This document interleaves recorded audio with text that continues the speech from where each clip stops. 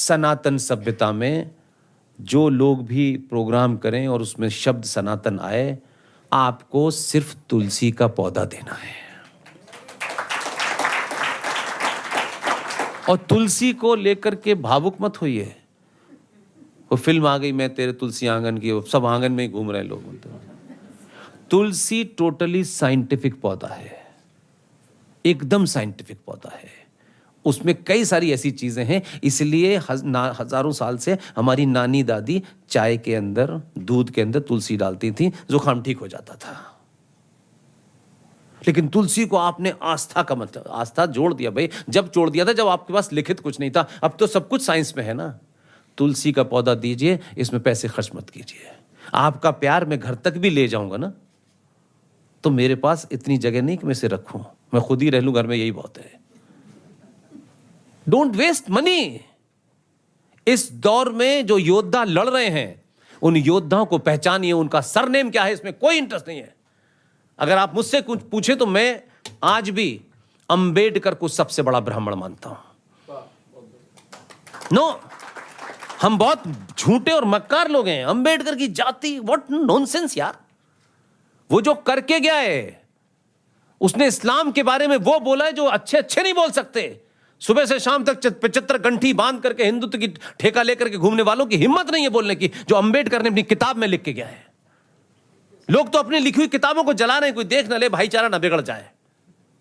अंबेडकर की किताब है पाकिस्तान और पार्टीशन ऑफ इंडिया, उसकी 15 पॉइंट मैंने निकाल कर रखे हैं। जो बोला है इस्लाम के बारे में, आज कोई बोल दे जेल हो जाएगी, पार्टी निकाल देगी। आपके हाथ में हथियार है। आपके शत्रु ने क्या किया? अंबेडकर की जाति, अंबेडकर ये लिखने वाला, अंबेडकर ये कहने वाला, उसमें इतनी शक्ति थी, लेकिन उनका इसमें राजनीतिक पॉलिटिकल हित इस बात में है कि हिंदू जो फैमिली है उसको ब्रेक करने के लिए जो नीचे वाली कम्युनिटी, जो वॉरियर कम्युनिटी है, जो मारती है, काटती है, उसको इस अपर कास्ट से डिसइंटीग्रेट करना है। तो उसने एक नारा निकाला, जय भीम जय मीम।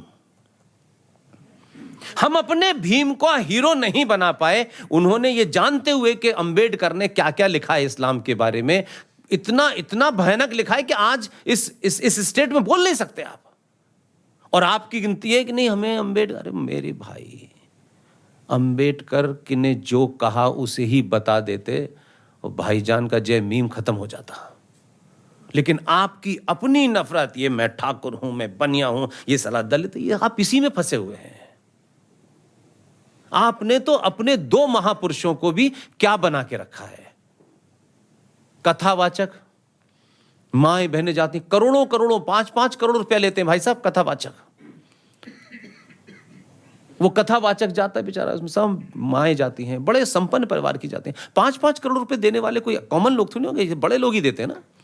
बुलाया हमने साहब कथा करेंगे, तो कथा के लिए बुलाया तो कथा करो यार। इसमें तुम अपना सेकुलरिज्म कहां से घुसड़ दिया तुमने अपना?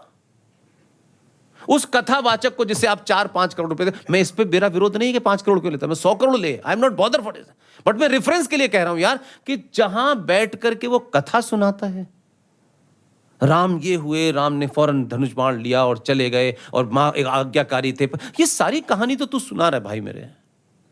लेकिन उसको ये भी तो बता कि ये रामचंद्र जी एक ही बार वो राजा बने और उसके बाद उनके परिवार में कहा कि आपको जंगल जाना है, उन्होंने खड़ा रख के चले गए। लेकिन ये भी तो बताओ कि रामचंद्र जी जो इतने आज्ञाकारी थे, इतने अच्छे थे, धनुष बाण चिड़िया मारने के लिए ले गए थे क्या? किस लिए ले गए थे? वही राम की कथा है। मां सीता की आंखों में आंसू, राम के पैरों में छाले, ऐसे बताते हैं जैसे दूरदर्शन में लाइव हो रहा था।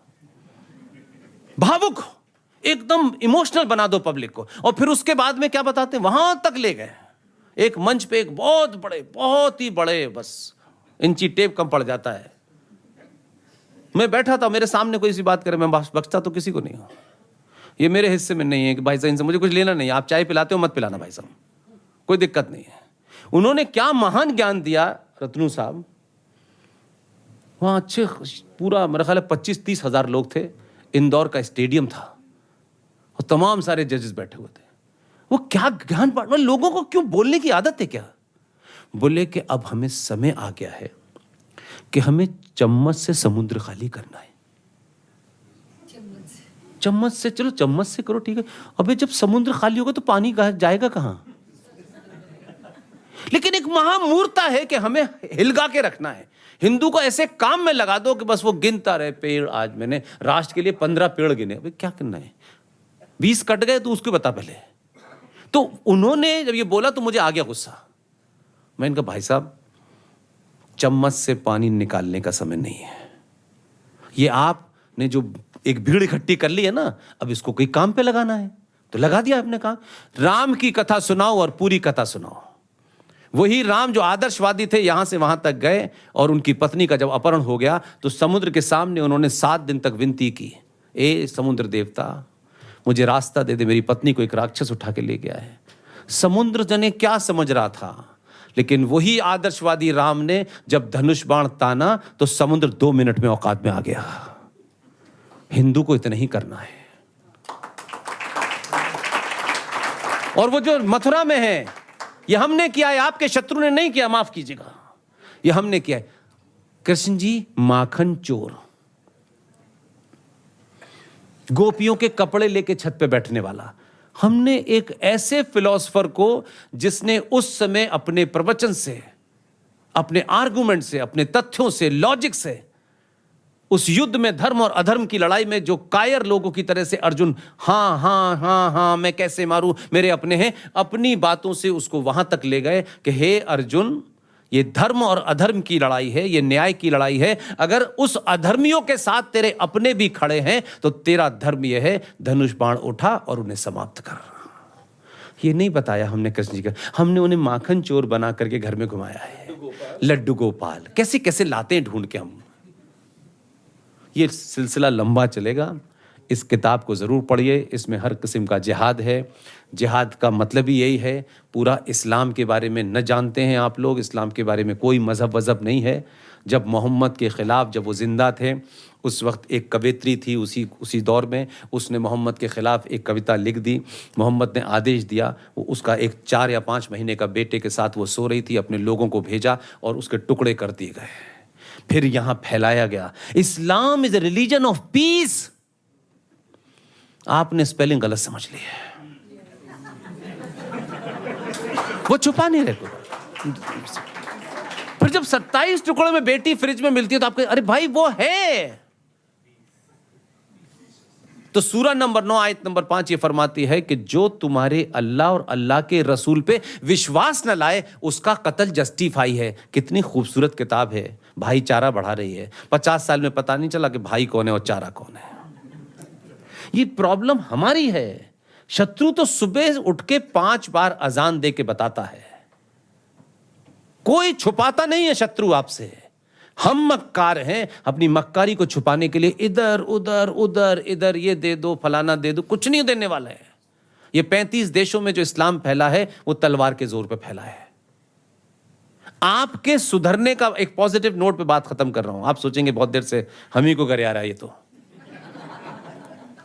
आपके बदलने का जो इससे वेरी स्मॉल है, मतलब एक डॉट बराबर है, ये डॉट बराबर। जो राष्ट्र, जो समाज सत्ताओं पे निर्भर होता है उसकी दुर्गति ऐसी होती है। हम सब लोग चाहते हैं आज सुबह उठे मोदी और अमित शाह बिना नाश्ता करे संविधान रख के ये धारा हटाओ, ये धारा हटाओ, ये धारा हटाओ। भाई साहब यही काम रह गया उनको, ये काम नहीं रह गया। ये मंदिर बनवाओ, फिर वो मंदिर बनवाओ, फिर ये कानून बना दो। कानूनों से देश चलता है, राष्ट्र नहीं चलता।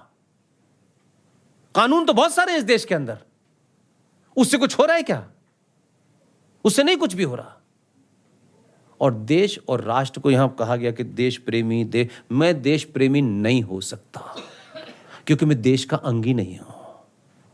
देश एक भूमि के टुकड़े को कहते हैं और उस भूमि के टुकड़े की सुरक्षा के लिए सेना होती है, उसके इंटरनल डिसऑर्डर के लिए पुलिस होती है, न्याय व्यवस्था होती है, यूजीसी होती है। ये सारे अंग देश के हैं और ये मिलकर के तय करते हैं आज ये कोर्स पढ़ाया जाएगा, आज नहीं हटाया जाएगा। और देश कई बार टूटा है लेकिन राष्ट्र कभी नहीं टूटा। राष्ट्र मेरी आस्थाओं से, परंपराओं से, मान्यताओं से चलता है जो अनादिकाल तक चलेगा। अगर हिंगला माता का मंदिर पाकिस्तान के एक राज्य में है, तो माफ कीजिएगा, मैं 10-12 साल काम कर चुका हूं, उस हिंगला माता के मंदिर में आज भी दिया जलता है। वही मेरी आस्था है। जिस शारदा देवी के लिए आप परेशान हैं, शारदा देवी का मंदिर आपके पास नहीं, उस पास, उसमें भी कोई 2 लोग दिया जला रहे हैं। ये पूरी दुनिया में जहां जहां हम हैं वही राष्ट्र है। राष्ट्र आप हैं। भूमि के टुकड़े को आपने राष्ट्र मान लिया है, इसलिए इस पे कविताएं तो बहुत हो सकती हैं, ज्ञान तो बहुत दिया जा सकता है। देश में पुलिस को कोई मैंडेट मिला हुआ है, पुलिस उसी को पूरा करेगी। पुलिस उस मैंडेट से अलग नहीं हट सकती, वो नियमों से बंधा हुआ है। लेकिन अगर उस पुलिस वाले को आप ये एहसास करा देते, दिल्ली वाले, उस पुलिस वाले ने जिसने भारत के संविधान की शपथ के तहत पुलिस की ड्यूटी की, और नियम था कि किसी सार्वजनिक स्थल पर कोई पूजा नमाज नहीं हो सकती, उस छोटे से अदने से सिपाही को देखिए जरा। लोग नमाज पढ़ रहे थे, उसने रिक्वेस्ट की कि सड़क पर नमाज मत पढ़ो, तो फिर उसने जूता मार के बताया कि नमाज मत पढ़ो। पूरा समाज कितना कमजोर और कायर है। जब तक वो थाने पहुंचता तब तक उसका सस्पेंशन हो चुका था, ये डर के कारण हुआ। लेकिन कोई इस देश का आदमी नहीं जानता कि वो पुलिस वाला बेचारा कैसी जिंदगी जी रहा होगा। आप नहीं पूछेंगे। उसने अपनी ड्यूटी से राष्ट्र के प्रति जब वो वफादार हुआ तो उसके साथ नहीं कोई खड़ा हुआ, उनका छोड़ो ना, मरने दो। पुलिस इस युद्ध में आखिरी लाइन है, और ये गलतफहमी दिमाग से निकाल दीजिए। इस देश की सत्ताओं ने पिछले 70 साल में भारत के सनातनी हिंदू को संवैधानिक दृष्टि से, मैं कोई रिटोरिक्स बात नहीं कर रहा हूं, मैं पॉइंट भी गिना दूंगा आपको, संवैधानिक दृष्टि से you are 8th class citizen. ये बेटे बेटियां जो आज के युवा हैं, ये इनको जानना चाहिए। ये कोई किसी पार्टी का ना मेरा लेना देना है, ना किसी संगठन का। You are 8th class citizen in this country today, और आपको पता नहीं है। आप दुनिया में के जमाने की बात कर रहे हैं मेरे भाई। इस देश में 5 करोड़ 2 लाख लोग, 5 करोड़ 2 लाख लोग। एक ऑस्ट्रेलिया छोटा सा देश है, उसके जो लैंड एरिया है वो भारत से दुगना है, और पॉपुलेशन 2 करोड़ 25 लाख है। भारत में 5 करोड़ 2 लाख लोग इल्लीगल रह रहे हैं। ये कोई पार्टी नहीं कह रही, ये भारत की सुप्रीम कोर्ट कह रही है। 5 करोड़ जिस देश में लोग रह रहे हो, ना उनका आगा है ना पीछा है, वो पानी भी पी रहे हैं, खाना भी खा रहे हैं, सब ले तो यहीं के रहे हैं। आप ये किसकी, ये सरकार की जिम्मेदारी है। सरकार सब जगह देखेगी जाकर के। आपने कब कोशिश की कि भाई ये मेरे पड़ोस में 2 लोग यहां रह रहे हैं, ये प्रेस चला रहे हैं, ये हमारी जिम्मेदारी नहीं। सरकार सब काम करे। सरकार सब काम तब करती है जब समाज अपनी जिम्मेदारी समझता है। सरकार छोटी सी होती है, 10-20 करोड़ लोग जो हैं, 10-15 लाख करोड़ लोग वोट देते होंगे, 1000 करोड़, और उसके बाद बाकी लोग हैं। ये पूरा राष्ट्र सरकार पे है। जिस दिन आप सरकार को ये बता देंगे हम नहीं हैं तो तुम भी नहीं हो, सरकार घुटनों के बल पे 4 मिनट, आधे घंटे में भारत के संविधान को कूड़े में डाल देगी। आप नहीं बदलना चाहते। 500 रुपए में, 2 रुपए किलो चावल में, 1 महीने की बिजली फ्री, 1 महीने के पानी। सनातनियों को शर्म नहीं आता, घर से बाहर निकलते हैं तो महंगी से महंगी शर्ट, महंगी से महंगी गाड़ी, और पूछे कोई बाहर खड़े होकर के भैया कितने में बिकते हो, वोट कितने में देते हो? 2 रुपए किलो चावल में देते हैं। नहीं समझ में आता। जो पंचर जोड़ रहा है वो नहीं बिकता कभी 2 रुपए किलो चावल में, उसको पता है मुझे क्या करना है। आप बिके हुए हैं, आपको सुविधाएं चाहिए। सरकार दुनिया की कहीं ऐसी नहीं हो सकती, राष्ट्र अलग हो, सरकार अलग हो। दुनिया इतनी ताकतवर होती है कि सरकार रोज उससे पूछती है, भाई साहब ये कर दे। आपसे तो कोई पूछता भी नहीं है, आपके खिलाफ कानून बने हुए हैं। अब आपको पता चला एक दिन, आप इतने ज्ञानी है, भाई 2 गज जमीन ले ले तो मर्डर हो जाएंगे घर में, लेकिन आपके राष्ट्र की जमीन चली गई, आपके पास 4थे नंबर की जमीन है। लैंड एरिया के टोटल लैंड एरिया में सबसे बड़ा एरिया रेलवे के पास है, फिर डिफेंस के पास है, 3रे नंबर पर वक्फ के पास है। कानून से जमीन जाएगी, 1 इंच वापस नहीं आने वाली। पता नहीं है आपको उसके बारे में। कोई नहीं लड़ेगा, कानून से कुछ नहीं होता। कानून वानून बहुत सारे बने हुए हैं। Thank you very much.